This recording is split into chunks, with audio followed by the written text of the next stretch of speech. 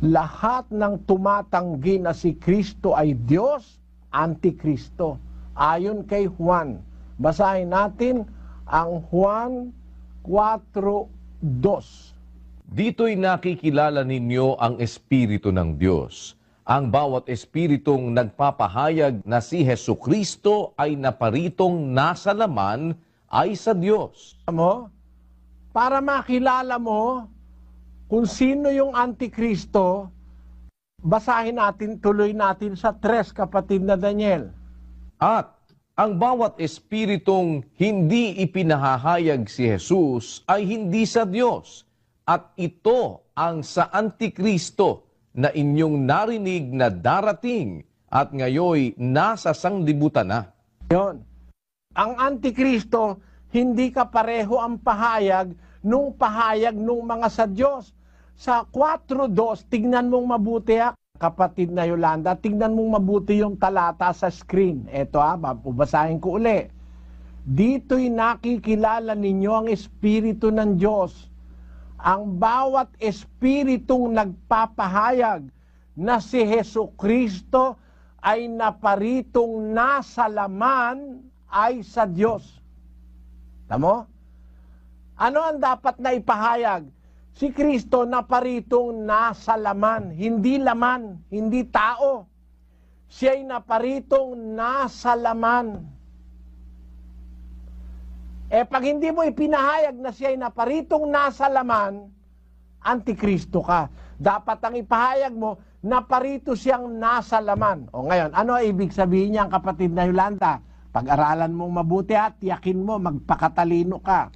Ano ba ibig sabihin nung naparito? Ano ba ibig sabihin nung naparito? Di hindi taga rito. Ulitin ko, kapatid na Yolanda, si Kristo naparitong nasa laman. Bakit siya naparito? Kasi hindi siya dito nag-umpisa, hindi siya dito galing. Saan siya galing? Basahin natin ang 13:3 ng Juan. Si Jesus, sa pagkatalastas na ibinigay na ng Ama ang lahat ng mga bagay sa kanyang mga kamay, at siya'y nanggaling sa Diyos, at sa Diyos din paroroon. Saan galing si Kristo? Galing sa Diyos, galing sa langit. Basa. 6:38 ng Juan. Sapagkat bumaba akong mula sa langit. Hindi galing kay Maria. Bumaba akong mula sa langit. Bakit mula sa langit? Galing siya sa Diyos. Tanungin pa natin mas specifically, saan sa Diyos siya galing? Saan sa Diyos? Juan 1:18. Walang taong nakakita kailanman sa Diyos. Ang bugtong na anak na nasa sinapupunan ng Ama. Siya ang nagpakilala sa Kanya. Nandun nung una yung anak. Nasa sinapupunan ng Ama. In the bosom of the Father. Anong ginawa ng Ama sa Kanya? Nasa sinapupunan siya ng Ama. Ipinanganak siya ng Diyos. Hebreo 1:5. Kaya nga tawag sa Kanya anak ng Diyos Kasi mismong ang Amang nanganak sa Kanya. Basahin natin. Sapagkat kanino nga sa mga anghel sinabi niya kailanman, ikaw ay aking anak, ikaw ay aking ipinanganak ngayon.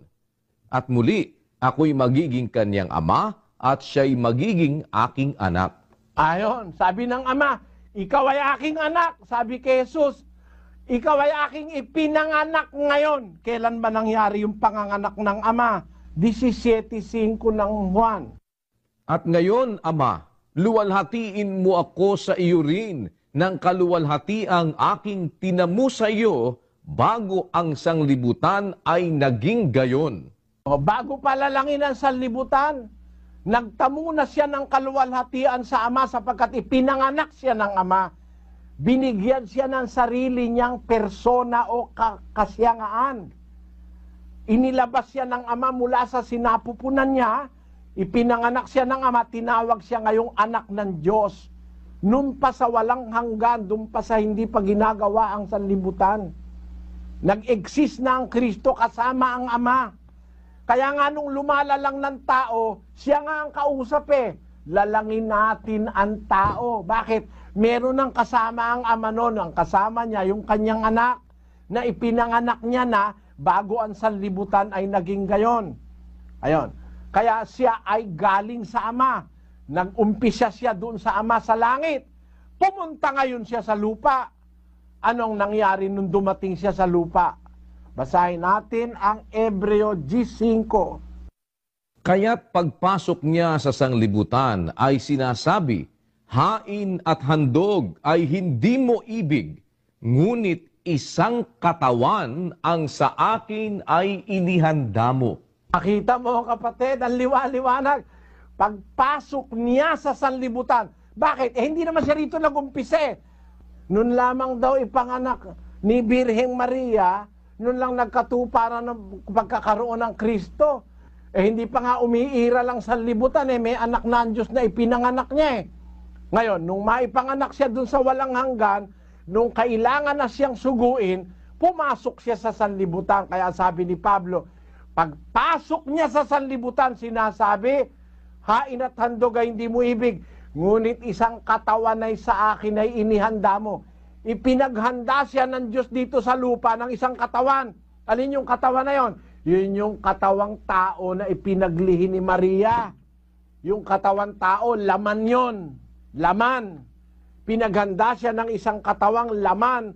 Pagpunta niya rito sa libutan. Ibig sabihin, pagparito niya, hindi siya dito nagumpisa. May pinagumpisahan siyang wala sa sanlibutan siya. Nandun siya sa sinapupunan ng Ama, nasa langit siya. Pumasok siya ngayon sa sanlibutan. Naparito siya sa sanlibutan. Nagkatawan tao siya. Pumasok siya dun sa katawang laman. Kaya ang sabi ni Juan, ang bawat espiritong nagpapahayag na si Jesucristo'y naparitong nasa laman ay sa Diyos. Yun ang paliwanag ng Biblia. Ang espiritong sa Diyos, kung ipaliwanag nila si Kristo, naparitong nasa laman, hindi siya laman. Nakatutubong tagalupa. Hindi siya tao kagaya ng paniwala, nag-umpisa lang sa tiyan ni Maria. Mali. Bakit? Si Kristo naparito, hindi siya taga rito. Pinatutunayan ni Kristo yan. Sabi niya, ako'y hindi taga rito. Pinatunayan din ni San Juan yan. Ang sumasalangit ay sumasaibabaw ng lahat. Basahin natin sa Juan. Ganito ang sabi ni Juan Bautista. 3:31. Ang nanggagaling sa itaas ay sumasaibabaw ng lahat. Ang galing sa lupa ay tagalupa nga, at ang ukol sa lupa ang sinasalita niya. Ang nanggagaling sa langit ay sumasaibabaw ng lahat. Nanggaling sa taas, sumasaibabaw ng lahat. Ang nanggaling sa langit, sumasaibabaw ng lahat. Sinasabi ni Juan ay si Kristo. Yan ang dapat mong makita, kapatid.